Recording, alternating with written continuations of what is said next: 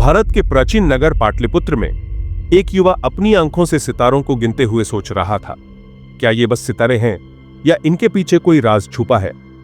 यह था आर्यभट्ट, जिसे आगे चलकर दुनिया के लिए आंकड़ों और सितारों का रहस्य खोलना था। छोटी उम्र में ही आर्यभट्ट ने गणित और खगोल विज्ञान में गहरी रुचि दिखाई। उसने अपने गणनाओं और निरीक्षणों से नए रहस्य खोजे जो लोगों को आश्चर्यचकित कर देते थे। उसने शून्य और स्थान मूल्य प्रणाली का उपयोग किया और त्रिकोणमिति के मूल सिद्धांत समझाए। यह केवल शुरुआत थी उनके महान सफर की।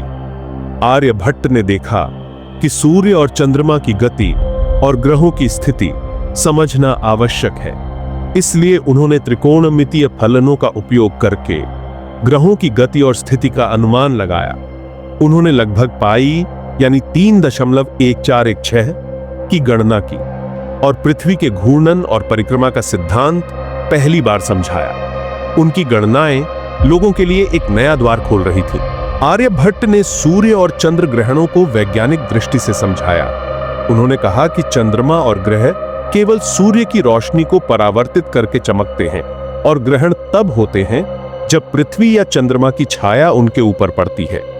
इस समझ ने ग्रहणों की सटीक भविष्यवाणी संभव की, जो कैलेंडर बनाने के लिए अत्यंत महत्वपूर्ण थी। आर्यभट्ट ने दिन की गणना के लिए अलग अलग तरीकों का इस्तेमाल किया। अपनी पुस्तक आर्यभट्टीय में उन्होंने दिन को एक सूर्योदय से अगले सूर्योदय तक मापा और आर्य सिद्धांत में मध्य रात्रि से दिन की गणना की। उन्होंने सूर्य के चारों ओर पृथ्वी की परिक्रमा की लंबाई यानी सौर वर्ष 365 दिन, 6 घंटे, 12 मिनट और 30 सेकंड निकाली। चंद्रमा की परिक्रमा की गणना भी सटीक थी। इस प्रणाली पर आधारित भारतीय कैलेंडर लूनिसोलर प्रणाली, जिसमें तिथि, नक्षत्र और वसरा शामिल हैं, आज भी इस्तेमाल होती है। आर्यभट्ट के कार्यों ने सूर्य सिद्धांत ग्रंथ को प्रभावित किया और ये ग्रंथ बाद में अरबी भाषा में अनुवादित हुए। इससे इस्लामी और यूरोपीय खगोल विज्ञान पर भी प्रभाव पड़ा।